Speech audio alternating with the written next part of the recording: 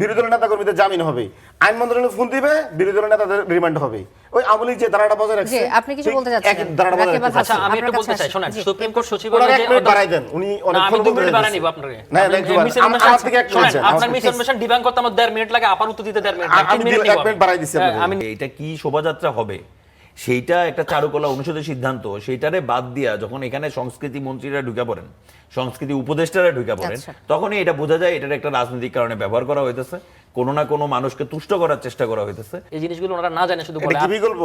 তো বিকল্প না তো কি?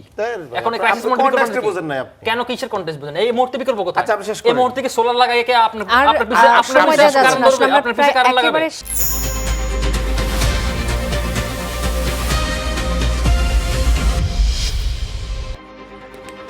নেতা বদলায়, দল বদলায়, জন্ম নেয় নতুন দল, কিন্তু সাধারণ মানুষের ভাগ্য কি বদলায়? আশ্বাস আর প্রতিশ্রুতির ভিড়ে আমরা খুঁজব বাস্তবতার প্রতিফলন। আমাদের কাছে প্রশ্ন করা, দেশ ও মানুষের স্বার্থে প্রশ্ন করেই যাব। থাকবে মত এবং ভিন্ন মতের শ্রদ্ধা। স্টার নিউজ করা আলাপের সঙ্গে শান্তা শার্লিন।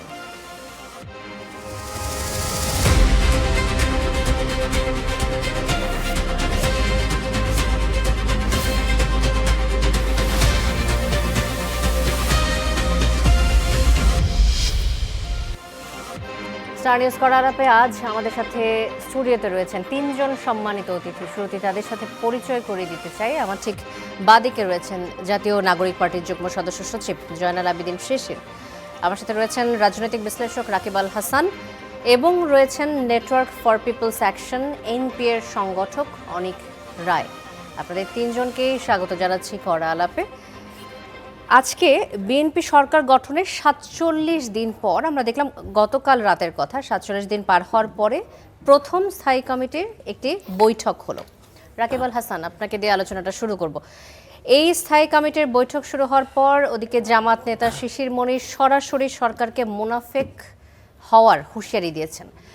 এই যে রাজনৈতিক দ্বন্দ্ব আবারও উঠে আসছে, মুনাফেক বলা, 47 দিন পার হতে না হতে সরকারের বিরুদ্ধে এমন অভিযোগ, কিভাবে দেখছেন বর্তমান অবস্থাটি? কি অবস্থায় রয়েছে সরকার? জি, আপনাকে অসংখ্য ধন্যবাদ। আমার সমালোচক এবং দর্শকদেরকে সালাম এবং শুভেচ্ছা। সরকার তার স্বস্তিদায়ক মুহূর্তে রয়েছে, কিন্তু বাংলাদেশ ও বিশ্ব এখন একটি ক্রাইসিস মোমেন্ট পার করছে, বিশেষ করে জ্বালানি সংকট, ইসরায়েল ইরান যুদ্ধের কারণে, এবং যে সংকটটি আমাদের মতো দেশের জন্য সবচেয়ে বেশি। তো এই মুহূর্তের মধ্যে সরকার তার জুলাই সনদ সহকারে, অধ্যাদেশ আইনে পরিণত করা সহকারে তার যে নির্বাচনী যে ইশতেহার, সেগুলোকে বাস্তবায়ন করার জন্য সরকার সর্বোচ্চ চেষ্টা চালিয়ে যাচ্ছে এবং সরকার জনবান্ধব সব প্রকল্প তারা হাতে নিচ্ছে। আর সেকেন্ড কথা হচ্ছে কি, আপনি যে শিশির মনির কথাটা বলছেন যে মানে গণভোটের ফলাফল যদি না মানে তাহলে মুনাফিক, তার মানে মুনাফিক তো আমরা আসলে একটা ধর্মীয় দৃষ্টিভঙ্গি থেকে বলি। তো সেই জায়গা থেকে যেহেতু ধর্মের দিকে চলে গেলেন, আমি একটু ওনার দলের ইতিহাসের একটু টান দিই। সেটা হচ্ছে, আমরা জানি ভাষা সৈনিক গোলাম আজম তিনি একজন ভাষা সৈনিক ছিলেন, কিন্তু 1970 সালে 20 জুন তিনি বলেছেন যে বাংলা ভাষার আন্দোলন করাটা ছিল তার ইতিহাসের সবচেয়ে বড় ভুল। সুতরাং সেই যে গোলাম আজমের যে স্বাধীন মানে ভাষাকে নিয়ে যে তার কৃতিত্বপূর্ণ অবদান, সেটাকে সে নিজে ডিনাউন্স করছে। আবার আপনি দেখেন, গোলাম আজম 2003 সালে ইসলাম ও গণতন্ত্র নিয়ে একটা বই লিখছিল। সে বইতে তিনি বলেছেন যে পৃথিবীতে যেসব দেশ গণতান্ত্রিক প্রক্রিয়া চলে তারা আসলে কুফরি তত্ত্বে বিশ্বাসী, তাই না? এখন তারা আবার সেই জনগণের 70% ভোট নিয়ে বারবার এসব ছবক দিয়ে বেড়াচ্ছে যে 70% ভোট হলো, তাহলে গণভোট কেন পাশ করা হচ্ছে না? এখন তারা পিপলস সভরেনিটিকে তারা খুব হাইলাইট করে দেখাচ্ছে। তাদের প্রয়াত নেতাই বলে গেছেন যারা এইসব গণতন্ত্র বিশ্বাস করে তারা কুফরি তত্ত্ব বিশ্বাস করে। আলটিমেটলি জামাতের মতো একটি ডিস্ট্রাকটিভ দল, যে বাংলাদেশে আসলে তারা কখনো আসলে পিপল ম্যান্ডেট বা পিপল ওরিয়েন্টেড রাজনীতি করতে পারে না, তখন যার যেটা সুবিধা তখন সে তার তত্ত্ব প্রচার করে, কখনো সে ধর্মের আশ্রয় নেয়, কিন্তু আলটিমেটলি সে ধর্মকে সে প্রতিনিধিত্ব করে না। সুতরাং জামাতের শিশির মনির, যিনি বিশাল ভোটে পরাজিত হয়েছেন, তো সেই অ্যাডভোকেট শিশির মনি কি বললো না বললো সেটা নিয়ে আমি মনে করি না জনগণ কিংবা সরকারের খুব ভ্রুক্ষেপ করা কিছু আছে। আমাদের মূল কথা হচ্ছে কি, জনগণের ম্যান্ডেট নিয়ে যে সরকারটি এসেছে সেই সরকারটি জনগণের কল্যাণের জন্য তার প্রকল্পগুলো বাস্তবায়ন করতে পারতেছে কিনা, এবং সরকারের জনগণের যে আকাঙ্ক্ষার বাস্তবায়ন, নতুন বাংলাদেশের ভোট যখন জয়ী হলো, এটাও তো জনগণের ম্যান্ডেটই হয়েছে। ডেফিনেটলি ম্যান্ডেট, সেটা তো বিএনপি বা এই সরকার তো রিনাউন্স করেনি। আপনার গণভোটের ম্যান্ডেটটা সরকার যেমন মানবে, একই সাথে যে সংসদীয় পার্লামেন্টে যে নির্বাচন হয়েছে সেখানে ব্রুটাল 2/3 মেজরিটি পেয়েছে, সুতরাং সেটাকে আপনাকে রিনাউন্স করতে পারেন না। সুতরাং দুইটা সমন্বয় করেই এই সরকার দেশ চালাচ্ছে, এবং আমরা মনে করি 180 দিনের মধ্যে এই সরকার জুলাই সনদটি বাস্তবায়ন করবে। এবং আমি আরও মনে করি যেগুলোতে সে নোট অফ ডিসেন্ট দিয়েছিল সেগুলোকেও পার্লামেন্টে যৌক্তিক আলোচনার মাধ্যমে ডিবেট, ডিসকাশন এবং ডিসেন্টের মাধ্যমে সরকার একটি যৌক্তিক সমাধান নিয়ে আসবে, যেটা বৃহত্তর স্বার্থে, জনগণের স্বার্থে, বাংলাদেশের স্বার্থে, আগামীর বাংলাদেশ বিনির্মাণে দেশের প্রয়োজনে অগ্রগণ্য ভূমিকা রাখবে। আর যেগুলো এখনো বিল উত্থাপিত হচ্ছে না, যেগুলো বাতিল হয়ে যাচ্ছে, সেই বিষয়ে কি বলবেন? আচ্ছা, ওকে, যেসব বিষয় বাতিল হয়ে যাচ্ছে, আমি 133টির মধ্যে 98টি সরাসরি চলে যাচ্ছে। তার মধ্যে 15টি সংশোধন আকার, যেগুলোতে ছোট সংশোধন ছিল সেগুলো করে ফেলেছে। 20টির মধ্যে 4টির কোনো প্রয়োজনীয়তা নেই, সেগুলো বাতিল করে দিল। বাকি 16টি, সেই 16টি নিয়ে মূল প্রশ্নের জায়গা। তো সেখানে কিছু জায়গায় আপনি রয়েছে, কি মনে করেন আসলে প্রয়োজনীয়তা নেই যে 4টি বাতিল করা হয়েছে? না, একেবারে প্রয়োজনীয়তা নেই এখন আর। আচ্ছা, যে 4টি বাতিল করেছে এগুলো কোনো প্রয়োজনীয়তা নেই। আর যে 16টি রয়েছে, ব্যাখ্যা করবেন কি কেন প্রয়োজনীয়তা? Okay fine. যে 4টির মধ্যে একটি ছিল যে গণভোট অধ্যাদেশ। এখন আমাদের গণভোট যে অধ্যাদেশটি করেছে, সেই গণভোট অধ্যাদেশের গণভোটটি হয়ে গেল। এখন এই গণভোটটি করা হয়েছিল যে গণভোটটি তার রুলস ব্রেকডাউন করে গণভোটটি করা হয়েছিল, যেখানে আপনার পার্লামেন্ট নাই, যেখানে আপনার সংবিধান স্থগিত করেননি, এবং সেখানে পার্লামেন্টের কোনো ম্যান্ডেট ছাড়া আপনি একটা গণভোট করেছেন ডক্ট্রিন অফ নেসেসিটিতে। সুতরাং এই প্র্যাকটিসটা একটা এক্সট্রাঅর্ডিনারি টাইম হয়েছে, যেটা আগামীতে, মানে আপনি তো এক্সট্রাঅর্ডিনারি টাইমের জন্য সংবিধান রচনা করেন না বা আইন তৈরি করেন না, সুতরাং এটার কোনো দরকার নেই। গণভোটের রেজাল্ট আছে, কিন্তু গণভোট অধ্যাদেশের যে প্রক্রিয়াটা সেটা বাতিল করেছে, 1 নম্বর ইস্যু। সেকেন্ড ইস্যু হচ্ছে কি, আপনি যে বলছেন ব্যাখ্যা করার জন্য, সেকেন্ড হচ্ছে কি, আপনার আমাদের এই ক্রাইসিস মোমেন্টে আমাদের যে বাংলাদেশ ব্যাংকের গভর্নরের বয়সসীমা 67 থেকে 72 করা হয়েছে। তো এটা তো রেগুলার টাইম, এটা দরকার নাই। যখন ডক্টর নেসেসিটিতে আপনি কাউকে পাচ্ছেন না, যোগ্য মনে হয়েছিল, আহসান মনসুরকে তাকে বসানো হয়েছিল, সেটাও বাতিল করা হয়েছে।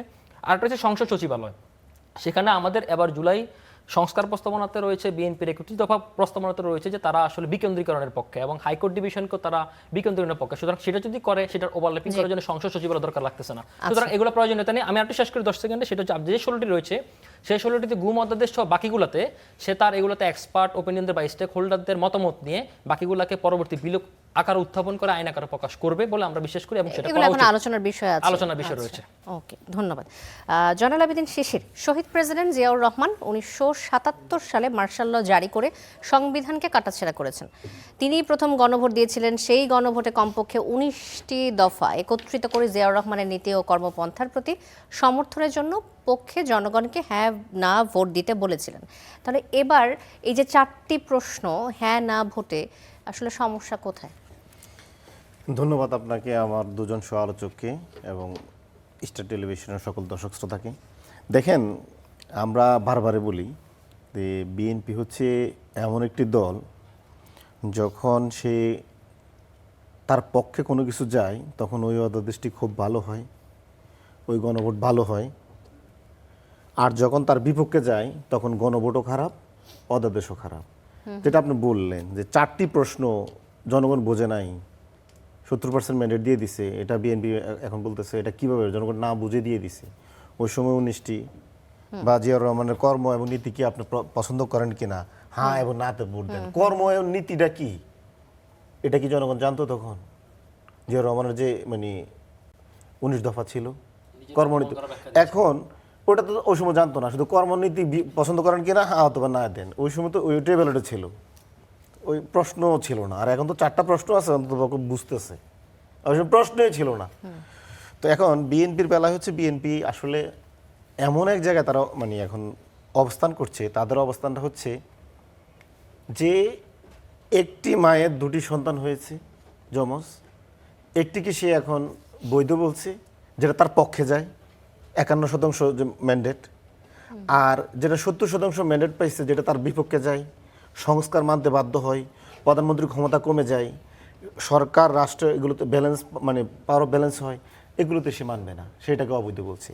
তো আমি যে জিনিসটা এখানে বলে আসি, আমরা মনে করি 51% জনগণের ম্যান্ডেট পেয়ে যে সরকারটা বিএনপি এখন রান করছে, এটাকে আমরা বৈধ সরকার মনে করি। আমরা মনে করি এই 51% ম্যান্ডেটের কারণে বিএনপি যদি নিজেও নিজেকে বৈধ মনে করে এবং রাষ্ট্র পরিচালনার জন্য জনগণ তাদেরকে বৈধ মনে করে, এই সম্মানটুকু যে আমরা দেখাচ্ছি, 51% তার ম্যান্ডেট আছে, বিএনপির উচিত 70% ম্যান্ডেটকে বৈধ মনে করা।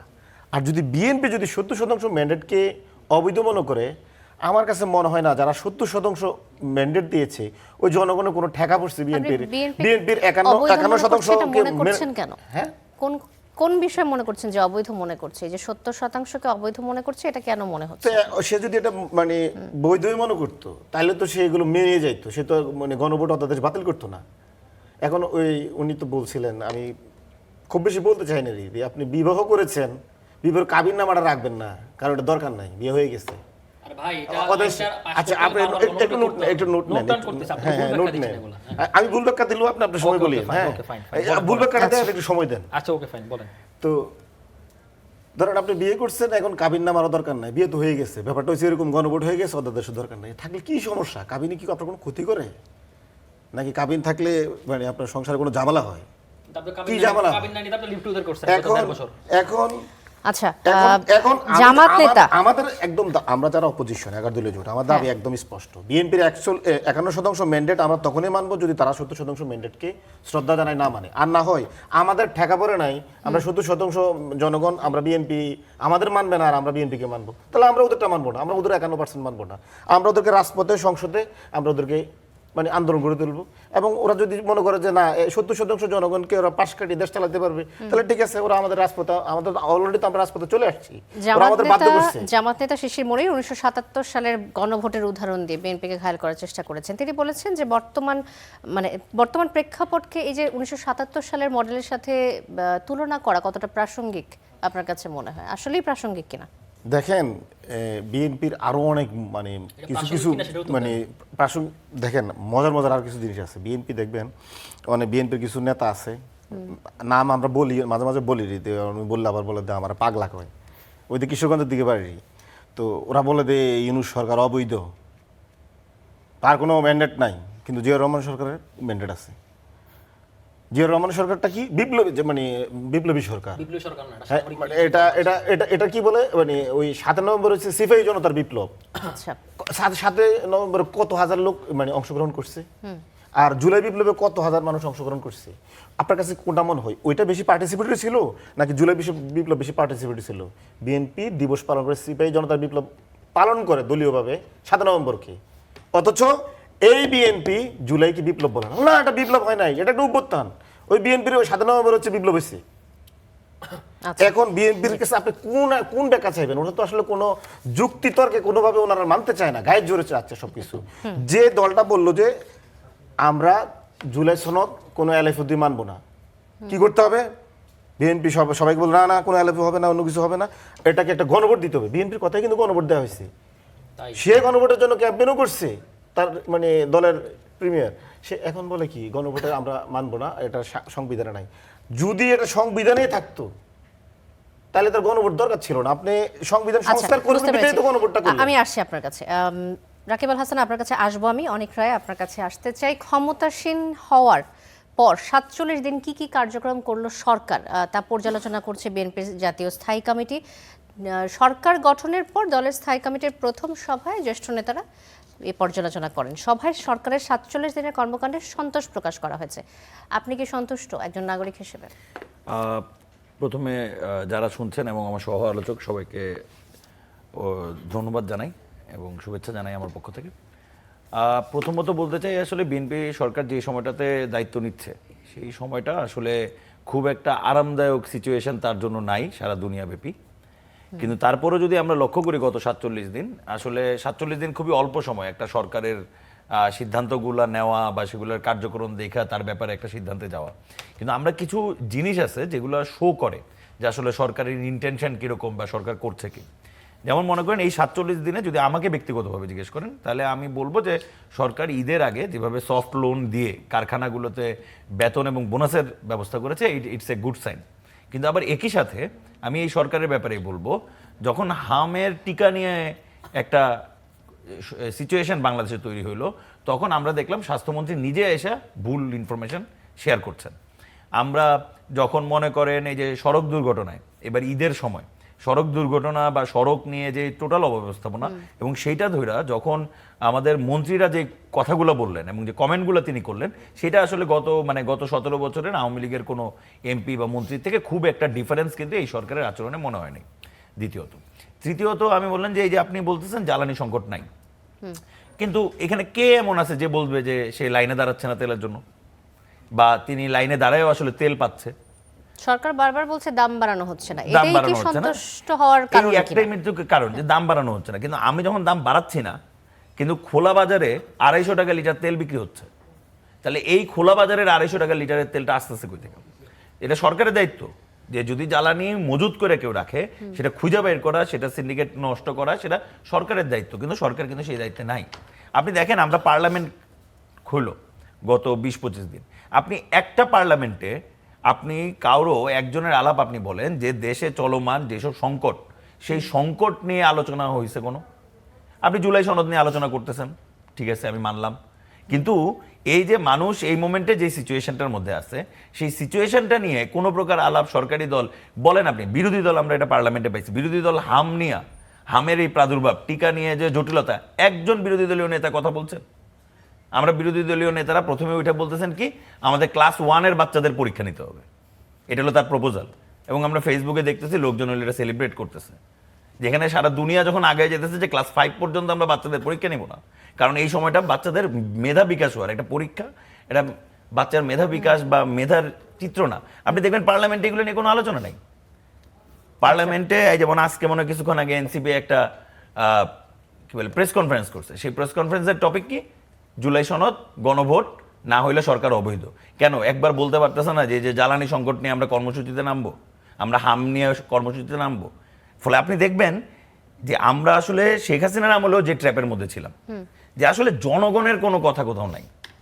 পার্লামেন্টটা হওয়ার পরে আমরা আশা করলাম এই পার্লামেন্টে মানুষ জনগণের কথা বলবে, কিন্তু আপনি দেখেন কোনো জনগণের কথা নাই। আপনার কোন জিনিসটার দাম বাড়বে, কোন জিনিসটার দাম বাড়বে না। এবং আরেকটা জিনিস আমি গুরুত্ব সহকারে বলতে গণভোটে চাই, তো সরকারও বিএনপি দল হিসেবে হ্যাঁ ভোটের পক্ষে সম্মতি দিয়েছিল, জনগণও হ্যাঁ ভোটকেই জয়ী করেছে এবং বিরোধী দলও আমরা দেখেছি যে হ্যাঁ ভোটকে প্রচারণা চালিয়েছিল। তাহলে সবাই যেহেতু একমতই ছিল, এখনো যেহেতু এত দ্বন্দ্ব, আসলে ক্ষতিটা কোথায় গণভোট? প্রথমত বিষয় হলো আমি বলি গণভোটে যেমন মনে করেন আমরা এনপি এর পক্ষ থেকে আমরা যে প্রেস কনফারেন্স করছিলাম গণভোটের আগে, আমরা কিন্তু বারবার বলতেছিলাম যে ইন্টারিম এই গণভোটের অধ্যাদেশের মধ্যে কোথায় কোথায় জটিলতা ধরে রাখতেছে, যেই জটিলতাগুলা আসলে শেষ পর্যন্ত সামনের দিনে বাংলাদেশে একটা প্রবলেম তৈরি করবে।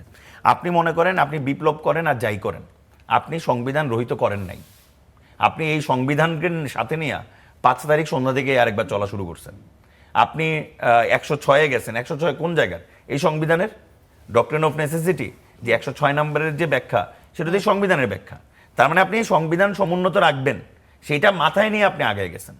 এখন আপনি যেই মোমেন্টে সংবিধান সংস্কার পরিষদের কথা বলতেছেন, এটাকে এখন আপনি বলবেন যে সংবিধান অ্যালাউড করে না, তো গণভোট জনগণ আন্দোলন করছে, গণঅভ্যুত্থান করছে, কিন্তু সেই সময় যারা গণঅভ্যুত্থানের আজকে স্টেক নিতেছেন তারা কেউ এসে সাহস করে ঘোষণা দেন নাই যে সংবিধান এই মোমেন্টে থেকে রহিত, সংবিধান আমি বন্ধ করে দিচ্ছি, দেন আপনি এগুলাতে যাইতে পারতেন। কিন্তু আপনি তখন থেকে গিয়া এখন আপনি সংবিধানের ধারাবাহিকতা কেন রক্ষা করবেন না? আপনার করতে বাধ্য আপনি, কারণ এই সংবিধানের আন্ডারে আপনি ইলেকশনে গেছেন, এই সংবিধানের আন্ডারে আপনি পার্লামেন্টে গেছেন, আপনি কোনো কিছু এই সংবিধানের বাইরে গিয়ে করেন নাই। ফলে আজকে আমাদের সংবিধান যে খুবই স্পষ্টভাবে লেখা আছে যে জনগণ সকল ক্ষমতার উৎস, সেটা সত্য, কিন্তু যেই জনগণ এই সংবিধানের আইন এবং যে বিধিনিষেধ সেটা মাইনা চলে, তাকেই সেই ক্ষমতাটা দেওয়া হবে। তো এখন বিএনপি যে পয়েন্টগুলো তুলতেছে এগুলো মানে আপনি মনে করেন যে সংবিধানের ধারাবাহিকতা রক্ষার হিসেবে আপনি রাখতে পারেন, কিন্তু সন্দেহটা জাগতেছে কই থেকে? সন্দেহটা জাগতেছে যখন আপনি যে 4টা প্রশ্ন যেটা দিলে, যে 4টা প্রশ্নের আলাপ, যে এইখানে যে ইন্টারিমের যেই মানে অন্তর্বর্তীকালীন সরকার যেই মানে কি বলবো আপনার যেই জায়গাটা আসলে রাইখা দিচ্ছে, যে আপনি দেখেন তত্ত্বাবধায়ক সরকার ব্যবস্থা নিয়ে কোনো পার্টির কোনো অবজেকশন নাই এই 4টা প্রশ্নের মধ্যে, যেইগুলোতে সবাই ঐক্যমত সেটা নিয়েও কারো কোনো প্রশ্ন নাই। 3 নাম্বারটা আরেকটা প্রশ্ন ছিল আপনার, যেগুলোতে একমত না সেগুলো প্রয়োজনীয় পদক্ষেপ নেওয়া হবে, মানে পার্লামেন্টে মেজরিটি এরিয়ান দিয়া ওগুলো পাস করানো হবে। কিন্তু এই যে উচ্চ কক্ষের ব্যাপারে আপনারা যেই পজিশনটা আসলে গণভোটে দেওয়া হয়েছে, এটা তো বিএনপির পজিশন না। আচ্ছা, এখন বিএনপি যদি বলে আমি 3টাতে তো হ্যাঁ, কিন্তু আমি তো এইটাতে হ্যাঁ, তাহলে আমি এটাতে নোট অফ ডিসেন্ট দিয়ে রাখছি, তো আমি তো এটা পার্লামেন্টে তুলতে চাই। এই আলাপ তো চলমান রাখতে হবে, কারণ পার্লামেন্ট হলো সার্বভৌম ক্ষমতার অধিকারী। এই 300 এমপি, আপনি যে লিবারেল ডেমোক্রেসিতে রয়েছেন, সেই লিবারেল ডেমোক্রেসি সবচেয়ে বড় কালেকটিভ মোড হলো এই পার্লামেন্ট। আপনি যে কথাটা বলছিলেন সেই সূত্র ধরে আসতে চাই, অনেকের কথা সূত্র ধরে, যে এই যে পার্লামেন্টে প্রতিদিন গণভোট নিয়ে যে আলাপ আলোচনা হয়, কোন অধ্যাদেশ বাতিল হলো, কোনটি রহিত করা হলো, এসব নিয়ে আলাপ হয়, কিন্তু জনগণের দুর্ভোগ নিয়ে আলাপ হয় না। এই প্রসঙ্গে আপনাকে একটি ইনসিডেন্ট শেয়ার করতে চাই, সেটা হচ্ছে আজ সংসদে সড়ক পরিবহন ও সেতুমন্ত্রী শেখ রবিউল আলমের দেয়া জবাবে অসন্তুষ্টি প্রকাশ করেছেন কুমিল্লা 6 আসনের সংসদ সদস্য মনিরুল হক চৌধুরী। মন্ত্রীর বক্তব্যকে সাবেক আওয়ামী লীগ আমলের মন্ত্রীদের সঙ্গে উত্তরের সঙ্গে তুলনা করে তিনি বলেছেন, হতাশ হলাম। আওয়ামী লীগের সময় মন্ত্রীরা যে ধরনের উত্তর দিতেন রবিউল আলমও ঠিক একই রকম উত্তর দিয়েছেন। আপনি প্রতিফলন দেখতে পান? জি, আপনাকে ধন্যবাদ। আপনার খুব একটা ইন্টারেস্টিং প্রশ্ন তুলেছেন। দেখুন, প্রশ্নটা তোলার কথা ছিল কারণ সরকার তো তার নিজে সমালোচনা করবে না, করবে বিরোধী দল। বিরোধী দল রয়েছে তো এই কারণে, কিন্তু বিরোধী দল কিন্তু অনেক ভাই যে কথাটা বললো যে হাম নিয়ে কোনো কথা তোলেনি। আপনার গ্লোবাল একটা ক্রাইসিস মোমেন্টটা আমাদের কী করে জ্বালানি সংকটটা মেটানো যায়, কী করে আমাদের বিকল্প রাস্তাগুলো উন্মোচন করা যায় সেটা আলাপ না করে সারাদিন সংবিধান গণভোট, অথচ সে যে আলাপগুলো করতেছে সে তার ফ্রেমের ওয়ার্কের মধ্যে নাই, মানে ফ্রেম ওয়ার্কের বাইরে গিয়ে। আমার সমালোচক শিশির ভাই কিন্তু ফ্রেম ওয়ার্কের বাইরে অনেকগুলো কথা বলেছে, আমি এগুলো একটু ব্যাখ্যা দিই। কারণ উনি একটা কথা বলেছেন যে একই মায়ের দুইটি সন্তান, যে এই নির্বাচন এবং গণভোট নির্বাচন একই মায়ের দুইটি সন্তান না। কারণ আপনাকে বলি একই টাইমে হলো দুইটা ভিন্ন ভিন্ন জিনিস। কারণ হচ্ছে কি, আমাদের এই নির্বাচনটি হয়েছে 1972 সালে যে RPO, representation of the people order, গণপ্রতিনিধি আইন, এই আইন অধীনেই 13টা নির্বাচন হয়েছে। এই নির্বাচনটা সেটার অধীনে হয়েছে। সুতরাং সংবিধান 72-এর সংবিধানকে সমন্বিত রেখে নির্বাচন হয়েছে। সুতরাং এটাকে আপনার অবৈধ বলার কোনো সুযোগ নাই, এক নম্বর কথা। সেকেন্ড কথা হচ্ছে কি, আপনি যে গণভোটটি আয়োজন করেছেন সেই গণভোটটি আয়োজন করেছেন এমন একটা প্রসেসে, সেটাকে বলা হচ্ছে ভয়েড অফ ইনিশিও। একটা ল্যাটিন ওয়ার্ড, একটা আইনের ভাষা। এই ভাষার অর্থ হচ্ছে কি, আপনি একটা আইন করলেন, সেটা আগে করেন পরে করেন, যখনই করেন না কেন শুরুতে এটাকে ইলিগ্যাল, জন্ম থেকে সেটা ইলিগ্যাল। এখন আমি একজন সাধারণ নাগরিক হিসেবে যদি আমি গণভোটকে যদি রিড করি, জুলাইয়ের শক্তি কেউ কোনোদিন রিড করবে না, কিন্তু কেউ যদি রিড করে এটা বাতিল হতে বাধ্য। এটা হচ্ছে বাস্তবতা, এটা হচ্ছে আইনের ব্যাখ্যা। সুতরাং আপনারা যে কথাগুলো বলেন, এই কথাগুলো বুঝে শুনে ওনারা বলে না। কারণ হচ্ছে কি, ওনারা এই জিনিসের ডেপ পর্যন্ত পৌঁছানোর মতো ধৈর্য ওনাদের নাই, এক নম্বর কথা। সেকেন্ড কথা হচ্ছে কি, উনি বললেন যে জিয়া রহমানের গণভোটের সাথে তুলনা দিলেন। দেখুন, বাংলাদেশে এবার গণভোট সরকারে 4টি গণভোট হলো, 4টি গণভোটের প্রেক্ষাপট 4 রকম। আমি জাস্ট জিয়া রহমানের সাথে এটা ব্যাখ্যাটা দিই। ধরেন জিয়া রহমানের আমলের গণভোটটি কোন প্রেক্ষাপটে হয়েছিল? জিয়া রহমান এমন টাইমে ক্ষমতাটা নিল যখন বাকশালের পতনের পরে তিনি তখন বহুদলীয় গণতন্ত্র প্রতিষ্ঠা করলেন, এবং যিনি একজন মিলিটারি শাসক, এবং মিলিটারি শাসক থেকে তিনি ডেমোক্রেসি উপহার দিলেন, বহুদলীয় গণতন্ত্র উপহার দিলেন। এবং যখন উনি মিলিটারি সংবিধান স্থগিত করে মিলিটারি ফরমান জারি করলেন, তখন ওই মোমেন্টে তখন হচ্ছে কি ওনার একটা গ্লোবাল ক্রাইসিস পড়তেছে, ওনার রিকগনিশনের একটা সংকট ছিল। তখন উনি বলে যে আমি যে 19 দফার ভিত্তিতে রাষ্ট্রটা চালাচ্ছি, 19 দফার ভিত্তিতে যে রাষ্ট্র চালানোর প্রক্রিয়াটা, সেই প্রক্রিয়া আপনি সমর্থন করেন কি না, হ্যাঁ অথবা না, তার ভিত্তিতে তিনি গণভোটটি করেছেন। আর এবার গণভোটটি পুরো একটা ডিফারেন্ট ইস্যু। ইভেন এরশাদের গণভোটটিও আলাদা, 91-এর গণভোটটি আলাদা। সুতরাং এটার সাথে এটা মিলানোর কোনো সুযোগ নাই। সেকেন্ড কথা। থার্ড কথা হচ্ছে কি, আপনার যে প্রসঙ্গ আমি আর একটু যোগ করি, সেখানে হচ্ছে কি আমাদের অনেক ভাই যে কথাগুলো বললেন যে হামের টিকা, সড়ক দুর্ঘটনা, জ্বালানি সংকট, উনি সঠিকভাবে অ্যাড্রেস করেছেন এই জিনিসগুলো। কিন্তু এগুলোতে আমরা মনে করি যে বিরোধী দলের পার্টিসিপেশনটা থাকাটা জরুরি। যেমন আজকে কুমিল্লা 6-এর মনিরুল চৌধুরী, মাননীয় বিরোধী সংসদ দল সদস্য, এটা নিয়ে অভিযোগ না তুললেও আসলে সরকারেরই দায়িত্ব এটা নিয়ে আসলে অ্যাড্রেস করা। এই কারণে প্রশ্নটা আসছে যে প্রশ্নের উত্তরে যে বলেছে হতাশাজনক এই কারণে, কারণ এবারের যে ঈদ যাত্রা ছিল, সেই ঈদ যাত্রায় মানে সড়ক মন্ত্রীর যে বক্তব্য, সে বক্তব্যের সাথে বাস্তবিক প্রেক্ষাপট ডিফারেন্ট ছিল। কারণ উনি একবার বলছিলেন যে ভাড়া নাকি কম নিচ্ছে, আসলে কিন্তু ভাড়া কম নেয় নাই। তারপরে এই যে এতগুলো দুর্ঘটনা ঘটলো, এখন পুরানো একটা কাঠামোর মধ্যে দিয়ে এই মানে যাত্রাটা হলো আর কি। এটার জন্য সরকারের দায়টা খুব বেশি না, কিন্তু সরকার এই জিনিসটা অ্যাড্রেস করতে পারতো, এবং সরকার এই ভুলটা শেয়ার করতে পারতো যে এইবারে যে ভুলটা হলো আগামীবার সেই ভুলের পুনরাবৃত্তি হবে না।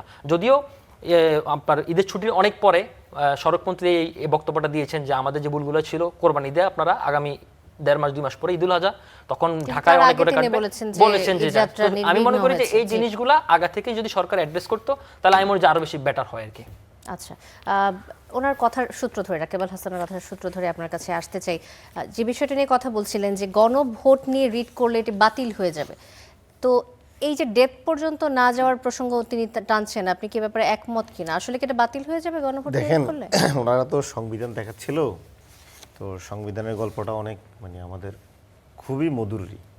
বিএনপি সাংবিধানিকভাবে 2014 সালে অনির্দিষ্টকালের অবরোধ দিয়েছে, সংবিধানের ভিতর থেকে আন্দোলন করছে, বিএনপি বন্ধুরা অনেক কষ্ট করছে, কিন্তু ওই অনির্দিষ্টকালের অবরোধটা এখনও চলে। সংবিধানকে মেনেই তারেক রহমান সাহেব লন্ডন থেকে অসহযোগ আন্দোলনে ডাক দিয়েছিলেন এই 24 সালে আমি এবং ডামি ইলেকশনের আগে। ওই কর্মসূচিটাও এখনো প্রত্যাহার করা হয় নাই। সাংবিধানিক কিন্তু কর্মসূচি, এগুলো নিয়মতান্ত্রিক কর্মসূচি সংবিধানের ভিতর থেকে অসহযোগ আন্দোলনের।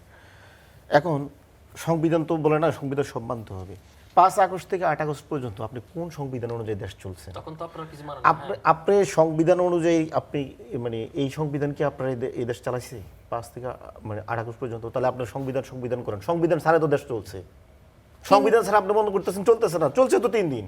এখন আসেন এই যে ওই 3 দিনের দেশ চলাকে আপনি দেশ চলা বলতে চাচ্ছেন কিনা এটা আসলে একটু আপনি শুনবো বলতে পারেন রাকিব আল দেশে হাসানের স্বাধীন কাছ হয়েছিল থেকে। 3 দিন আর চলছে বলছে মানে আমরা মানে স্বাধীন করছি কি এখন দেখেন এই যে আমার মানে সমালোচক অনেকটাই বললো না যে আপনি তো সংবিধানের ভিতরে ঢুকছেন, ঢোকার পরে এখন আর মানতেছেন না কেন? ঢোকার পরে তো মানছে, বিএনপি তো মানে অর্ধেক মানে না, আমরা পুরোটাই মানতে চাই, তাই তো।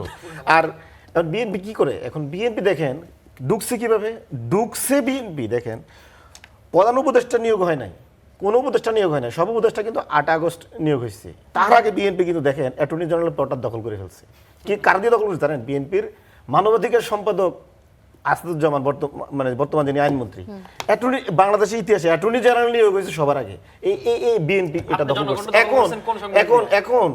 এখন বিএনপি যে এগুলো বলে যে আপনারা কেন ঢুকছেন, আর আপনি নিজে তো ঢুকছেন সবার আগে, আপনার মানবাধিকার সম্পাদক দিয়ে আমরা ঢুকাইলেন, আপনার ক্যান্টনমেন্টে গিয়ে মানে সেটিং গেলেন, আপনি যুবলীগ নেতা চুপুর কাছে গেলেন, আমরা চুপুর কাছে শপথ নাও কেন? তো আপনারা কেন গেছেন?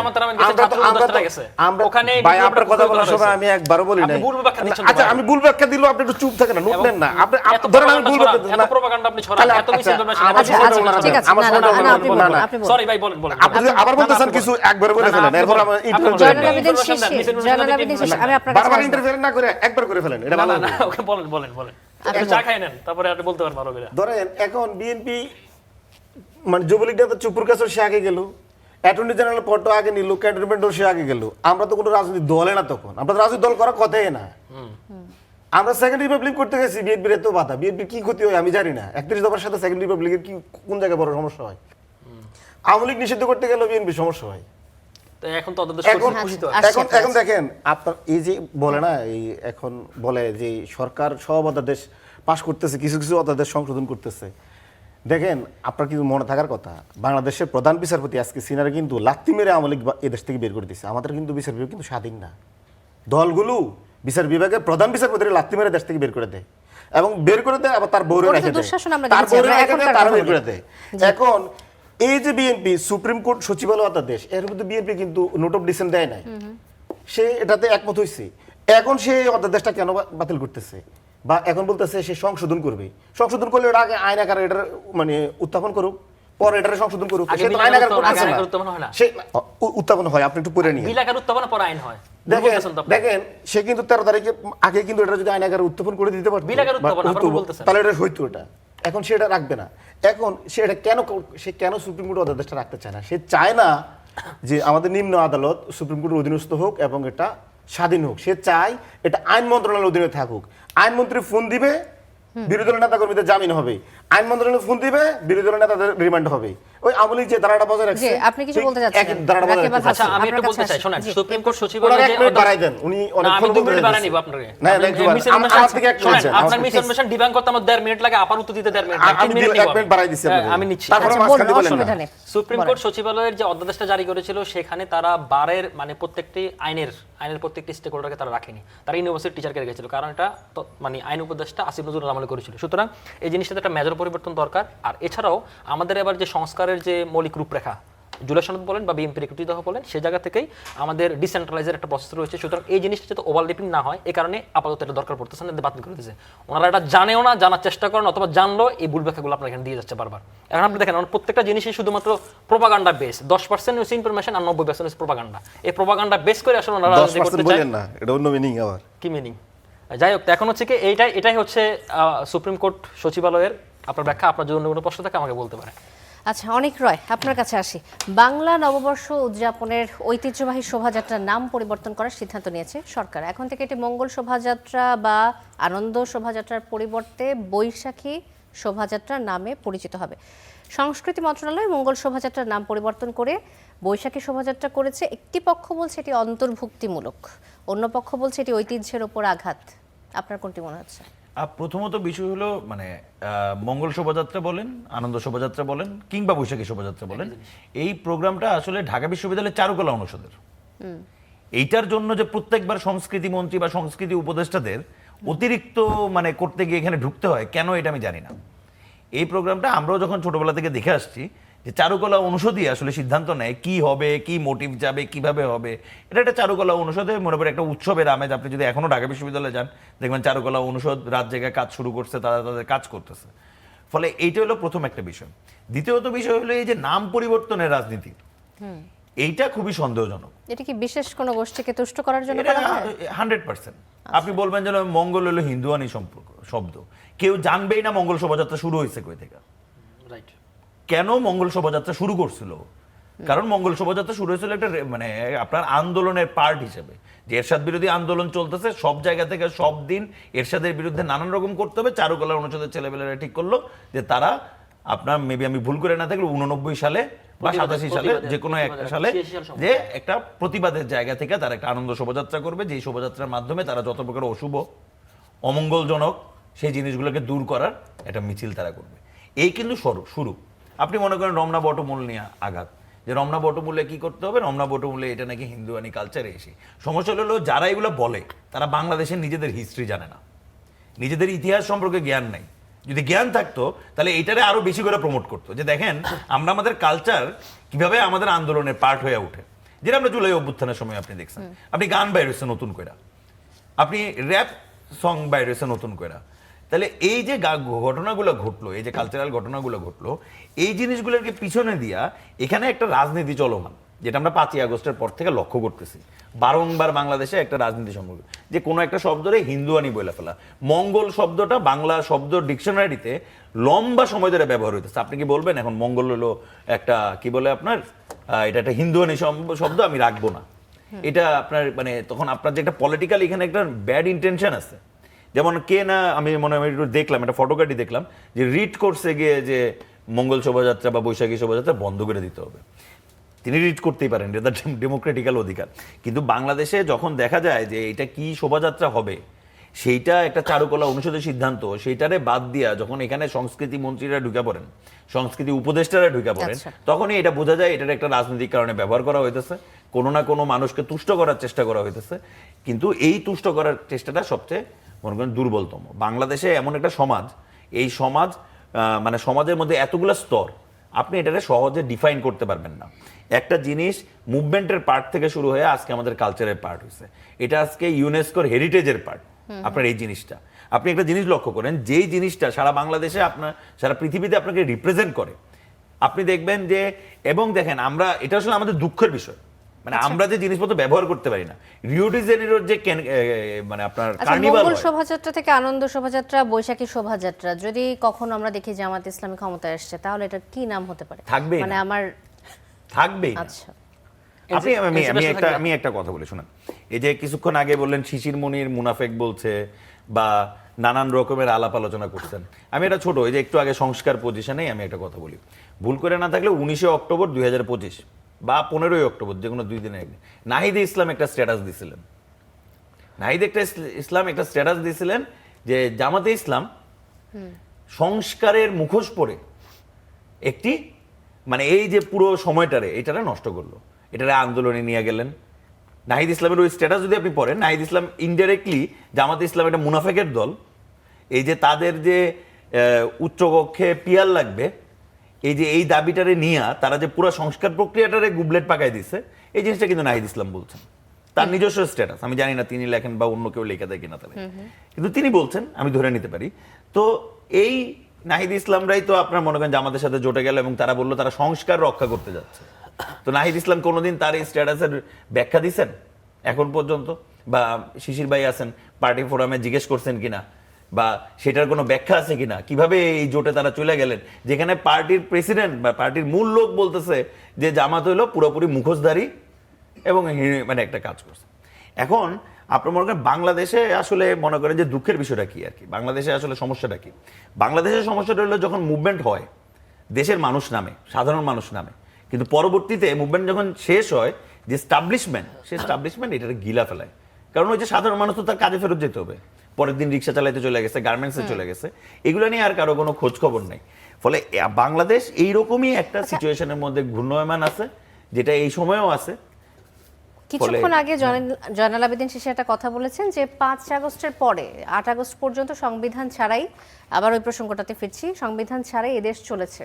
আপনার কি মনে হয় সংবিধান ছাড়া এই দেশ ওই 3 দিন কিভাবে চলেছে, একটু যদি ব্যাখ্যা করেন? আপনার ওই 3 দিনে তো দেশ আসলে সংবিধান ছাড়া চলে নাই, দেশ সংবিধানেই চলছে। এই জন্যই তো আপনি সংবিধানের কাছে ব্যাখ্যা খুঁজতে গেছেন। যে এই সিচুয়েশনে আমি কি করব। Exactly.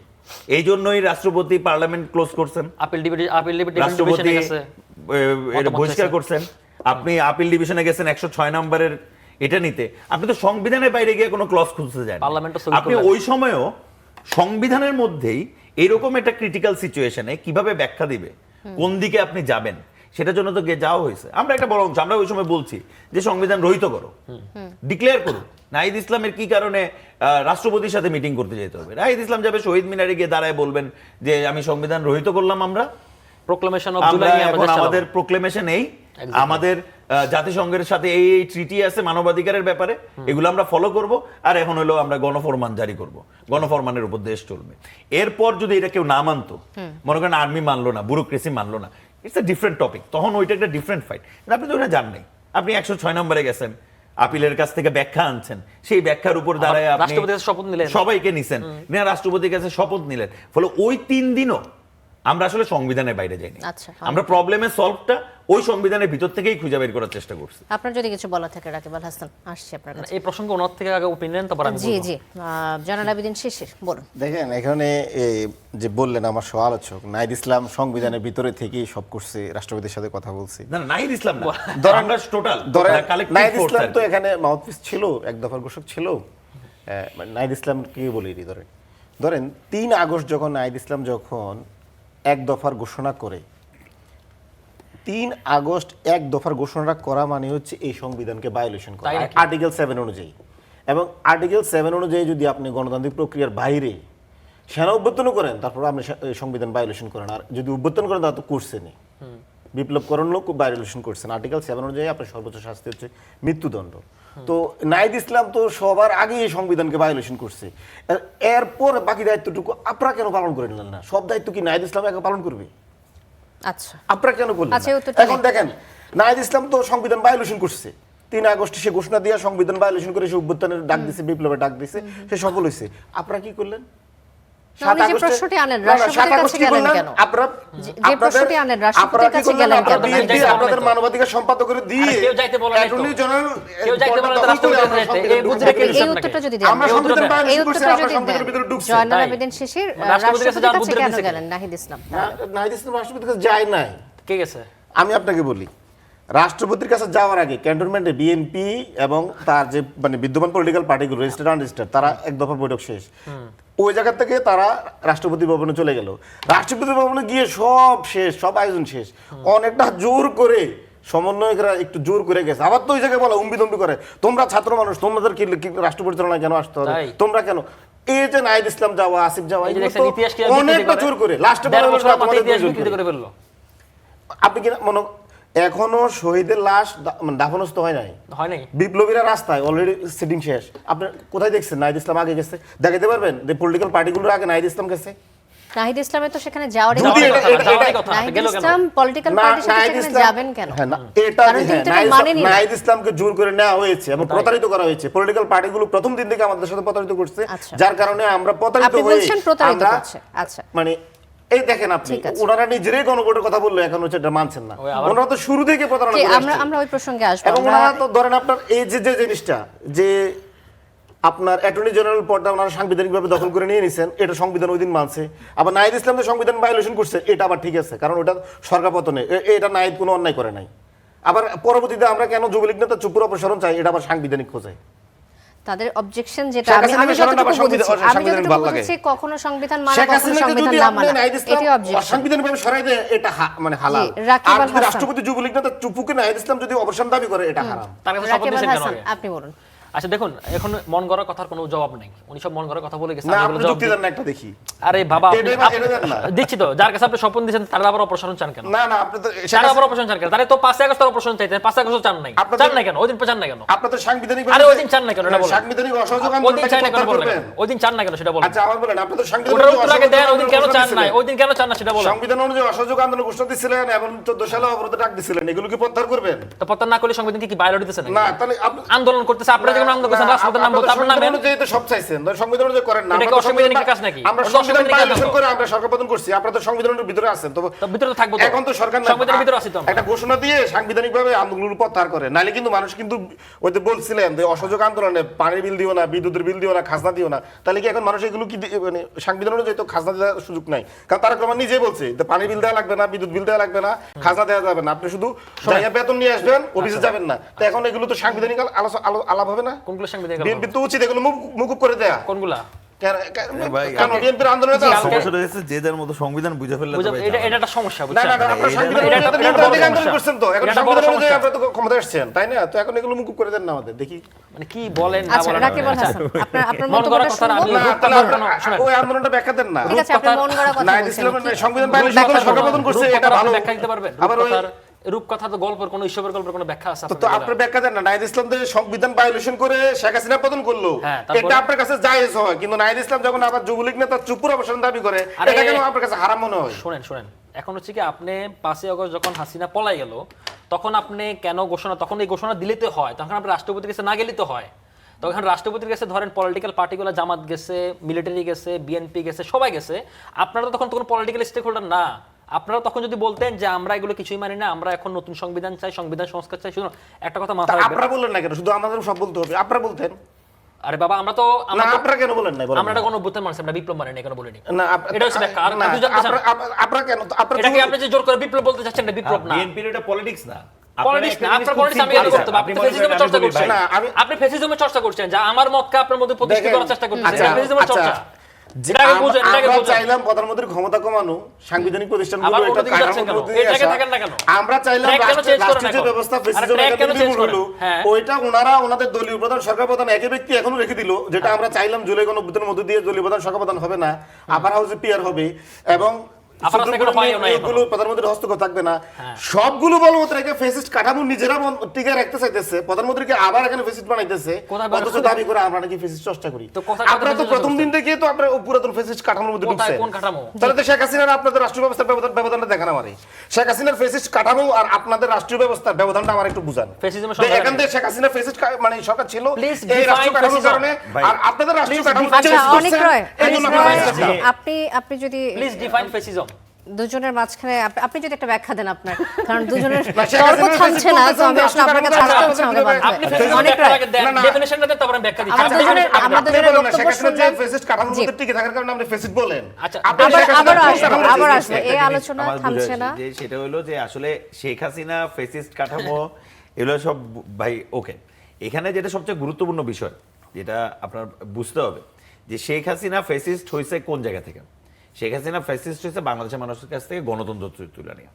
আপনি যদি দেখেন তত্ত্বাবধায়ক সরকারের যদি এই যে বড় চেঞ্জটা, যে তত্ত্বাবধায়ক সরকার বাতিল, দলীয় সরকারের আন্ডারে নির্বাচন, যদি এইটা না হইতো, যদি বাংলাদেশে যে তত্ত্বাবধায়ক সরকার মানে 90-এ আমাদের যে ফয়সালা, যে একটা তত্ত্বাবধায়ক সরকার 5 বছর পর পর আইসা একটা ইন্টারমিডিয়েট ফেজ পার করবে, সেই সময় একটা নির্বাচন হবে, নির্বাচনের মাধ্যমে সরকার যাবে, এইটাই যদি শেখ হাসিনা ধরে রাখতো তাহলে কি আসলে 2024 হইতো? হয়তো বা হইতো না। পার্লামেন্টারিয়ান সিস্টেম চলতো, এই সংবিধানের মধ্যেই চলতো। সর্বোচ্চ কিছু কিছু জায়গায় মনে করেন যে আওয়ামী লীগ আসলে 4 মূলনীতি রাখবে, বিএনপি আসলে সেখানে আল্লাহ সর্বশক্তিমান বা আল্লাহর উপর পূর্ণ আস্থা ও বিশ্বাস, এরকম কিছু পরিবর্তন বাদে এই সংবিধানের উপর কে কাটাছেড়া করতো। এবং আপনি যদি লক্ষ্য করেন যে আমাদের 72-এর পর থেকে এখন পর্যন্ত সংবিধান বেশ কয়েকবার কাটাছেড়া হয়েছে। প্রত্যেকবারই কাটাছেড়া হয়েছে কেন? যে ক্ষমতাসীন দল সে যেন আরো ক্ষমতাসীন হয়ে উঠতে পারে, সেটার জন্য যা যা প্রয়োজন তাই সংবিধানে চেঞ্জ করা হয়েছে। তো জুলাই আন্দোলনের সময় আমাদের আসলে আকাঙ্ক্ষাটা কি ছিল? যে আরেকটা শেখ হাসিনা কোনোদিন বাংলাদেশে হবে না, আমরা একটা নির্বাচন পাবো, ডেমোক্রেসি পাবো, 5 বছর পর নির্বাচন হবে, মানুষ তার মতামত দিতে পারবে। যদি একটু বেসিক গণতন্ত্রও তৈরি করা যায়, এই গণতন্ত্রটা ফ্লারিশ করা সম্ভব। কিন্তু আমাদের যেহেতু বাংলাদেশে গত 72 বছরে গত 71-এর পর থেকে এখন পর্যন্ত 54 বছরে আমরা যেহেতু একটাবারের জন্য একটা লংগেস্ট টাইম, যে 20 বছর 25 বছর একটা গণতান্ত্রিক যাত্রার মধ্যে আমরা থাকতে পারি নাই, ফলে আমাদেরকে তো আবার ওই জিরো থেকেই শুরু করতে হবে, যে মানুষ ভোট দিবে, মানুষ তার মতামতটা দিতে পারবে, মানে এই গণতন্ত্রগুলো এনশিওর করা। এখন সবচেয়ে বড় সমস্যাটা কি হয়েছে? 72-এও যেটা সমস্যা হয়েছে, এইবারে এসেও সেটাই একই সমস্যা হয়েছে। আমার মনে হয় আপনাদের শোতেই কাইয়ুম ভাই, হাসনাত কাইয়ুম ভাই এটা খুবই ভালো কথা বলছেন, যে 1971-এর পরেও যারা এসে সংবিধান লিখতে বসলো তারা কেউ ৭১-এর যুদ্ধটা করে নাই, ৭১-এর কষ্টটা দেখে নাই, ৭১-এর ওই অনুভবও তাদের মধ্যে নাই। ঠিক একইভাবে ২০২৪-এর অভ্যুত্থানের পরে ৮ই আগস্ট আমরা যে সরকার বসাইলাম, ইনক্লুডিং আমাদের প্রধান উপদেষ্টা ডক্টর মোহাম্মদ ইউনূস, তারা কেউ এই পলিটিক্যাল ফাইটের মধ্যে ছিল না, তারা কেউ এই স্ট্রাগল দেখে নাই, কেউ জেলেও যায় নাই, কেউ কোনো ফাইটও করে নাই। তারা তাদের মতো নিরাপদ জীবনই পার করতেছিল, তারা একটা সুযোগ পাইছে, তারা আসলো। তারাও এই যে সম্মান, সেই সম্মান তারা রাখতে পারে নাই, এই ইন্টারিমও তাদের সম্মান রাখতে পারে নাই। আপনি দেখেন আমরা বসে বসে এত এত আলাপ করতেছি না, জনগণ, গণভোট, সংবিধান, এত কিছু আলাপ করতেছি, কিন্তু আপনি দেখেন বিএনপি এসে ঠিকই বাতিল করতেছে কি, গুম অধিকার কমিশন সংশোধন করতেছে বা আরেকটা সংশোধন করতেছে, কিন্তু ইন্টারিম যে আমেরিকার সাথে যে অন্যায্য বাণিজ্য চুক্তি করে গেল নির্বাচনের ৩ দিন আগে, সেটার জন্য কি এখন পর্যন্ত ইন্টারিমকে কেউ কোশ্চেন করছে? ইন্টারিমকে না জামাত, না বিএনপি। আচ্ছা, এই প্রসঙ্গে আমি আপনাকে একটা কথা বলতে চাই যে যুক্তরাষ্ট্রের সঙ্গে বাংলাদেশের কোনো গোপন চুক্তি নেই এবং জ্বালানি আমদানির ক্ষেত্রে কোনো ধরনের বাধ্যবাধকতাও নেই, এমনটা জানিয়েছেন পররাষ্ট্রমন্ত্রী ডক্টর খলিলুর রহমান। আপনি আমাদের অনুষ্ঠানে এসে একদিন এই চুক্তির কথা প্রথম বলেছিলেন, এটা কমেন্ট করেছেন যুক্তরাষ্ট্রের সাথে যে চুক্তি সেটাকে বিএনপি দুইজনই এর সাথে একমত। আচ্ছা, হ্যাঁ, এবং পরে পরবর্তীতে বলেছেন তিনি পরামর্শ নিয়ে করছেন, তারা পরামর্শ নিয়েই করেছেন এটা। এখন ওই দিন আমি যখন এটা আপনাকে বলতেছিলাম, আমি আপনার সাথে এটা যখন বলি তখনও কিন্তু এটা তো আলোচনা জামাত ছিল অবশ্য না। বলেছে যে তারা এই চুক্তির হ্যাঁ, ব্যাপারে পরে কিছু শফিকুর জানেন রহমান না। বলছেন যে তিনি এটা জানেন না, কিন্তু মনে করেন যে, কিন্তু দেখেন এই যে চুক্তি জানেন কি জানেন না, বিরোধী দলীয় নেতা পার্লামেন্টে তুলতে পারেন না যে আপনি আলাপ তোলেন? কারণ এটা তো আমার জানতে হবে যে আমার পুরো টেক ইন্ডাস্ট্রি, আমি বাংলাদেশে যদি সামনের দিনে একটা প্রযুক্তি নির্ভর ইন্ডাস্ট্রি তৈরি করতে চাই, এই পুরো ইন্ডাস্ট্রি বর্গা দিয়ে দেওয়া হইতেছে আমেরিকার কাছে, আমার পুরো কৃষিখাত বর্গা দিয়ে দেওয়া হইতেছে, মোটামুটি আমার সব বর্গা দিয়ে দেওয়া হইতেছে আমেরিকার কাছে। যে এখানে মালয়েশিয়ার মতো government null and void declare করে দিতে পারে। আপনি যদি ইন্ডিয়ার দিকে তাকান, কংগ্রেস, বিরোধী দল, রাহুল গান্ধী প্রত্যেকদিন পার্লামেন্টে এই চুক্তির এগেইনস্টে কথা বলে যেতেছে, কিন্তু বাংলাদেশের কোনো রাজনৈতিক একটা পার্লামেন্টে বসে থাকে একজন এমপি এই পয়েন্ট এখন পর্যন্ত রেজ করতে পারলো না যে ওকে ডান, সব বাতিল, এটা হবে না, একটু কনফার্মেশন দেন পার্লামেন্টে। পার্লামেন্টে আপনি একটু কনফার্মেশন করেন কি কি আছে আমরা জানি, কি কি আছে। তিনি তো বলছেন এটা গোপন চুক্তি নেই, তিনি সরাসরি বলছেন পররাষ্ট্রমন্ত্রী ডক্টর খলিলুর রহমান কোনো গোপন চুক্তি নেই, এটা গোপন চুক্তি। আমাদের কেন জানতে হইলো ইউএস কমার্স মিনিস্ট্রির পেজ থেকে, কেন তাদের ওয়েবসাইট থেকে জানতে হলো? বাংলাদেশের ওয়েবসাইটে আসুক, আমরা দেখি, আমরা যেটা ইউএস এর কাছ থেকে দেখতেছি সেটার সাথে বাংলাদেশেরটা কতটা ডিফারেন্ট, বাংলাদেশের সাথে হওয়া চুক্তিটা কতটা ডিফারেন্ট। আপনি রাশিয়ার কাছ থেকে তেল নেবেন, চিঠি পাঠাইতেছেন আমেরিকার কাছে যে আমরা একটু অনুমতি চাই। আপনি ইন্ডিয়ার কাছ থেকে তেল নেবেন, মালয়েশিয়ার কাছ থেকে তেল নেবেন, আপনার চিঠি পাঠাইতেছে আমেরিকান দপ্তরে। আপনি এই যে ঘটনাগুলো ঘটতেছে এগুলো কি আমরা দেখতেছি না? আমরা দেখতেছি না 5ই আগস্টের পর থেকে এখানে কি কি হয়েছে একটার পর একটা। আপনি মালয়েশিয়ার সাথে যুক্তরাষ্ট্রের যে চুক্তিটি হয়েছে তারাও তো অনেক বিষয়ে অবজেকশন দিয়েছে, কিন্তু আমরা এখনো পর্যন্ত আমাদের দেশ থেকে মালয়েশিয়া অলরেডি যখন তাদের হাইকোর্ট, আমেরিকান হাইকোর্ট এটাকে ট্যারিফটা যেটা বসানো হয়েছে এটাকে অবৈধ বইলা আটকায় দিছে, এখন আপিল চলতেছে। মালয়েশিয়া শুধু আপত্তি না, মালয়েশিয়া এই মোমেন্টে ডিক্লেয়ার করছে এই চুক্তি নাল এন্ড ভয়েড, কারণ ওর ট্যারিফ ওর পার্লামেন্টের ওর কোর্টে ঠিক নাই। তুমি আগে ওইখানে ঠিক করে আসো, আমি পরে কথা বলবো। তার মানে এখন এই চুক্তি বাতিল। জি, জয়নাল আবেদিন শিশির, এই চুক্তি নিয়ে বিরোধী দল কেন অভিযোগ তোলে না যে সরকারের এই চুক্তি বাতিলের বিষয়ে কেন কোনো পদক্ষেপ নেই? এটা তো দেশের জন্য ভালো। তাহলে আমার সবকিছু শুনে যেটা বিরোধী দল তো অভিযোগ তুললো, এই তো অনেকটা তো বিরোধী দলই। না না, পার্লামেন্টের বিরোধী দল, আমি তো অভিযোগ তুলছি। এখন বিরোধী দল বলতে আপনি কি বুঝেন? যারা দেশের ভালো চাইবে, যারা দেশের ভালো চাইবে, বিরোধী দল বলতে আমি পার্লামেন্টের বিরোধী দলের কথাই মেনশন করেছি, কিন্তু আপনি যদি অন্য কারো কথা বলতে চান আপনি বলতে পারেন, যোগ করতে পারেন। আচ্ছা, ধরেন যারা পার্লামেন্টের বিরোধী দল নেতা তাদেরকে জিজ্ঞাসা করলে সেটা ভালো হতো, যদিও আমি পার্লামেন্টের না। এখন আমি মনে করি আমি বিরোধী দল, আমি অভিযোগ করলাম আজকে, অনেকগুলো বিরোধী দল পার্লামেন্টের বাইরে, এই জন্য অভিযোগ করছে না, যেহেতু পার্লামেন্টে অনেক বিষয় আসে, গণভোট নিয়ে কথা আসে, অনেক কিছু আসে। এখন আমি আপনাকে বলি, বিরোধী দল সব বিষয়ে কথা বলে, বিরোধী দল এটা নিয়েও কথা বলবে, হয়তো সব এখন কবে বলবে এটা সরকারি দল থেকে, হয়তো সরকারি দল দেখেন সরকারি দলের পররাষ্ট্রমন্ত্রী বলতেছে কোনো সমস্যা নাই, গোপন কিছু নাই। সরকারি দল বলতেছে আবার বিরোধী দল কেন কথা বলে না? সরকারি দল বলতেছে কি জ্বালানি সংকট নিয়ে কেন বিরোধী দল কথা বলে না? সরকারি বলতেছে বিরোধী দল আমি সমস্যা নিয়ে কেন কথা বলে না? আমি সেই সাথে এটাও বলেছি সরকারি দলের সবার আগে অ্যাড্রেস করতে হবে, তারপর সমস্যা সমাধান হয়ে যায়। বিরোধী দল কথা বললে সরকারি দলের খলিল সাহেব বলবে না এটা গোপন না, এটা প্রকাশ্য একটা চুক্তি। মানে বিরোধী দল বলতে হবে, কারণ এই জন্য সরকারি দল। বিরোধী দল এখন কেন বলতে চায় জানেন, যে আমরা কেন এখন হাম নিয়ে পড়ে থাকি না, আমরা জ্বালানি নিয়ে পড়ে থাকি না? কারণ বিরোধী দল তারা তো জানে, তারা এখন যে জুলাইকে যদি বাতিল করে দিতে পারে, জুলাইকে নিঃশেষ করে দিতে পারে, তাইলে হাম জ্বালানি টালানি এগুলো ছোটখাটো বিষয়, এগুলো বিরোধী দল টাকা দিতে পারবে। এখন ওরা মনে করে কি একটা করোনা আওয়ামী লীগ টাকা দিছে, জুলাই সনদ এর বাস্তবায়নে যত আলোচনা হয় বাকি মূল সমস্যা জিনিসটা থেকে ফোকাস সরিয়ে আমাদেরকে যদি এই ধরনের ইস্যুতে ঢুকানো যায়, এই আমরা ইস্যুটাকে কিন্তু এই ইস্যুগুলো বাদ দিই না। এই ইস্যুটাকে আপনারা আমরা ছোটখাটো ইস্যু বলছেন?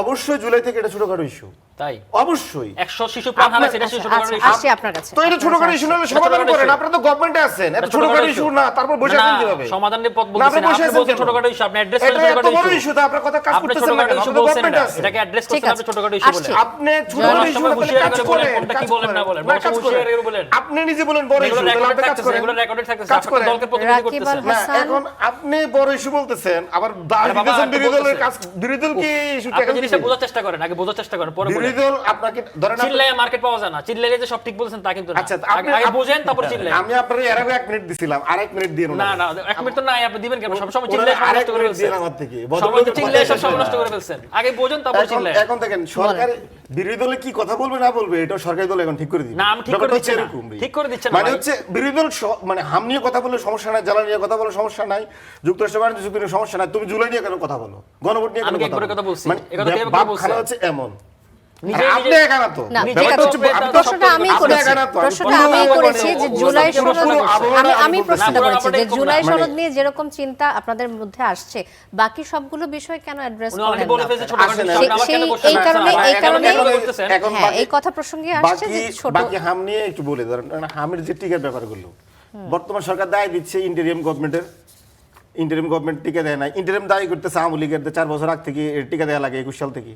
তো আমি মনে করি বর্তমান সরকার তো দায়িত্বে আছে, তারা ইন্টারিয়ামে যারা দায়িত্ব অবহেলা করছে তাদেরকে গ্রেফতার করুক, আর ইন্টারিয়াম বলে দেওক এরা কারা কারা দায়িত্ব অবহেলা করছে তারা গ্রেফতার জি, করুক, ধন্যবাদ। তাহলে এটা খুব ভালো হয়। আর ধন্যবাদ। জ্বালানি এবার- সংকট, এবার আসছি সরকার রাকিব আল জ্বালানি হাসানের কাছে। সংকট থেকে বের হওয়ার কোনো চেষ্টাই করছে না, তাই? বরং এই জ্বালানি যে সংকট হচ্ছে সবাই এনজয় করছে, এবং তারা এই সরকার যারা enjoy করতেছে। তাদের যে সিন্ডিকেটটা আছে এটা ফেফিগুলো বড় হচ্ছে। আমি আপনাকে বলি, আমরা বাংলাদেশে বহুবার দেখাইছি, যদি আপনি বাংলাদেশে যদি এনার্জি যদি আপনি এই তো এই যে ফসিল ফুয়েল যেটা, এটা পৃথিবীতে শেষ হয়ে যাবে। 200 বছর আগেও ছিল না, 200 বছর পরেও থাকবে না। আপনাকে কিন্তু রিনিউয়েবল এনার্জির দিকে যাইতে হবে, যদি সাস্টেনেবল সলিউশন দিকে যান। সরকারি স্কুল বন্ধ করে দিল, শপিং মল বন্ধ করে দিল, সব মোটামুটি বন্ধ করে দিল, দিয়ে লাভ হলো কি? আমার কাছে মনে হচ্ছে সরকারের উচিত খুব দ্রুতই যতটুকু সম্ভব হয়, আমাদের তো এখন মানে 15,000 মেগাওয়াটের মতন আমাদের ডিমান্ড, সরকার চাইলে 2-3 মাসের মধ্যেই রিনিউয়েবল এনার্জিতে 5-7,000 মেগাওয়াট মানে সেটা অনেক সে মানে এনরিচ বুঝতে করতে পারবে। পেরেছি। এবং আমি সরকার উত্তরটা এদিকে নাই, নিয়ে কমিশন খাওয়ার জন্য, রাকিব আল হাসান। কমিশন খাওয়ার জন্য ডিজেল তেল মানে ওই রাকিব আল গ্যাস হাসান, কোন আপনার জায়গায় আছে কাছে আসি। ওগুলোর জন্য মানে এই ব্যবস্থা এই রেখে যে দিন। বারবার অভিযোগগুলো আসছে সিন্ডিকেট, তেলের জন্য যে তেলের যে সংকট তৈরি হয়েছে সিন্ডিকেটের কারণে হচ্ছে, এবং তারপর স্কুল কলেজ এগুলো বন্ধ রেখে যে ব্যবস্থা নেওয়ার চেষ্টা করা হচ্ছে, এগুলো কতটুকু ঠিক বলে মনে করছেন আপনি? আসলে এটি সমাধানের একমাত্র পথ কিনা? আর সেই সাথে আরেকটি বিষয় যে বিরোধী দলের কেন অভিযোগ তুলতে হয়, সরকার নিজে থেকে কেন অ্যাড্রেস করে সমস্যাগুলোর সমাধানের দিকে আগায় না? ওকে ফাইন, দুটি প্রশ্ন তুলেছেন, আমি দুটি প্রশ্নের উত্তর দিচ্ছি, ধন্যবাদ আপনাকে। সেটা হচ্ছে, প্রথম হচ্ছে কি সরকার যে কাজটি করছে সেটা সাফিসিয়েন্ট না। সেকেন্ড কথা হচ্ছে কি সরকার এই যে স্কুল কলেজ বন্ধ করতেছে, শপিং মল বন্ধ করতেছে, এটা শুধু বাংলাদেশ না, এশিয়ার প্রত্যেকটি দেশে করতেছে। আপনি দেখেন মালয়েশিয়া টোটালি অনলাইন করে দিয়েছে, ফিলিপাইন, আপনি থাইল্যান্ড, সব থাইল্যান্ডে ইভেন এমনও করেছে তারা মানুষকে সচেতন করার জন্য আপনাদের মতো যারা খবর পড়ে তাদের ব্লেজার পরা বন্ধ করে দিচ্ছে। তো সুতরাং তারপরে আপনার ইন্ডিয়ার মতো, গুজরাট রাজ্য একই অবস্থা, এলপিজি গ্যাসের সংকট, ইভেন অনেক দেশে কিন্তু বাণিজ্য চুক্তি করেছে। আর উনি যে বলছে সরকার নাকি বিকল্প ব্যবস্থা নিচ্ছে না, আসলে টকশোতে যখন আসবেন তখন একটু ফ্যাক্ট জেনে শুনে আসাটা ভালো। সরকার আমরা জ্বালানি কিনি থেকে, আমরা জ্বালানি কিনি হচ্ছে কি কাতার থেকে এবং ওমান থেকে, আমাদের বিকল্প মার্কেট আলজেরিয়া রেডি করা হচ্ছে, আমরা রাশিয়া থেকে তেল কেনার প্রস্তুতি নিচ্ছি, আমরা কাজাকস্তান থেকে মুজিবিস্তান থেকে 2,60,000 টন তেল অলরেডি আনার মানে প্রসেস চলতেছে, ভারত থেকে অলরেডি সরাসরি পাইপলাইন দিয়ে গ্যাস ঢুকতেছে। এই জিনিসগুলো ওনারা না জানে, শুধু বলে এটা কি বিকল্প? তো বিকল্প না তো কি? তাই, এখন এই আপনি ক্রাইসিস মোমেন্টে context বিকল্প বুঝেন নাই আপনি। কেন কিসের কন্টেস্ট বুঝেন? এই মুহূর্তে বিকল্প কোথায়? আচ্ছা, আপনি শেষ এই করেন। মুহূর্তে কি সোলার লাগাই কে আপনার আর পিছে সময় দেওয়া যাচ্ছে না, আমরা আপনার পিছে কারণ লাগাবে? একেবারে শেষ আর একটা পর্যায়ে শেষ মুহূর্তে চলে কথা বলি এসেছি। শুনেন, সেটা হচ্ছে বিরোধী দলকে কিছু ঠিক করে দিচ্ছে না, কিন্তু ব্যাপারটা হচ্ছে কি বিরোধী দলের কাজ হচ্ছে কি সরকারকে হেল্প করা, কোঅপারেশন করা এবং সরকার যেখানে ভুল করতেছে ভুলগুলো ধরিয়ে দেওয়া, এবং সরকার যে হামটাম নিয়ে যে ভুল করতেছে ওনাদের ভাষা অনুযায়ী, তাহলে কেন এগুলো আপনারা পার্লামেন্টে তুলতেছে না? সুতরাং এবং উনি কিন্তু অলরেডি একটা কথা বারবার বলে ফেলেছে, যেটা না 100 শিশু মরে, যেটা নাকি ছোট শিশু, এটা নাকি ছোট ইস্যু, শিশু মরে যাওয়া নাকি ছোট ইস্যু। আর বাবা সলভ করার জন্য সরকার অলরেডি ইউনিসেফের কাছে টিকা আনার জন্য অলরেডি প্রস্তাব দিয়েছে, বাজেটটি দিয়েছে, এবং ইউনিসেফের আমলে 24 সাল থেকে যে এই যে 9 মাসের টিকা আসে নাই, এই 9 মাসের ঘাটতি মেটার জন্য টিকা আনার প্রসেসটা আবার শুরু করেছে। জুলাই সনদ নাকি বর্তমান সোশ্যাল যে সমস্যাগুলো তৈরি হয়েছে, এবং আমরা দেখছি বিদ্যুৎ সমস্যা, তেলের সমস্যা, হামের একটি উপসর্গ তৈরি হয়েছে, কোন সমস্যাগুলোকে আপনি বেশি বড় করে দেখছেন যদি বলেন? প্রথমত বিষয় হলো, আপনি মনে করেন যে জুলাই সনদ কিংবা গণভোট বা আমাদের সংবিধান, এগুলো আসলে উপরিভাগের জিনিসপত্র আর কি। আপনি শেষ পর্যন্ত আপনি সংবিধান অনেক ভালো বানায় ফেললেও ওই সংবিধান একটা ফেসিস তৈরি করতে পারে, কারণ ওইটা একটা ব্যক্তির উপর নির্ভর করে বা একটা দলের উপর নির্ভর করে যে সে আসলে কিভাবে সেটা চর্চা করবে। যেমন মনে করেন আপনি যদি ধরেন যে ডাইনামাইট আবিষ্কার হয়েছিল পাহাড় ভাঙার জন্য, যে রাস্তা বানানোর জন্য, কিন্তু ওই ডাইনামাইট দিয়ে পরে মানুষ মারা হয়েছে। ফলে দুইটা কিন্তু ডিফারেন্ট, আপনি কিভাবে জিনিসটা ব্যবহার করছেন। ফলে আমরা এইটা যেমন একটা গুরুত্বপূর্ণ বিষয়, আবার একই সাথে গুরুত্বপূর্ণ বিষয় হলো যেমন ক্ষমতা কাঠামো, কিন্তু জনগণের যে সমস্যা, জনগণ যেটা প্রত্যেকদিন ফেস করে, এইটা রুটিন যে জনগণ সমস্যাগুলো ফেস করতেছে, এইটা সমাধান করা, এটা বাংলাদেশে মানে মূলত রাজনীতিবিদদের দায়িত্ব। এখন আপনার জুলাই সনদ পাস করার জন্য 180 দিন সময় আছে, আপনি 180 দিনে এটারে একটা জায়গায় পৌঁছাইতে পারবেন, আমি যদি ওই অধ্যাদেশ অনুযায়ী হচ্ছে। কিন্তু আজকে হামের যে প্রবলেম, সেটা তো আর কালকে সকালবেলা হুট করে আপনি সমাধান করতে পারবেন না। মানে একটা নির্দিষ্ট সময় বেঁধে এটাকে গুছিয়ে নেওয়া উচিত, প্রায়োরিটি সেট করতে হবে। এটা গভর্নমেন্টের সবচেয়ে গুরুত্বপূর্ণ বিষয় হলো প্রায়োরিটি সেট করা, কোনটাকে সে প্রায়োরিটি হিসেবে নিবে। অনেক ধন্যবাদ অনিক রয়, রাকিব আল হাসান, জয়নাল আবেদিন শিশির কড়া আলাপে আসার জন্য। দর্শক, শেষ করছে কড়া আলাপ। অনেক ধন্যবাদ সাথে থাকার জন্য।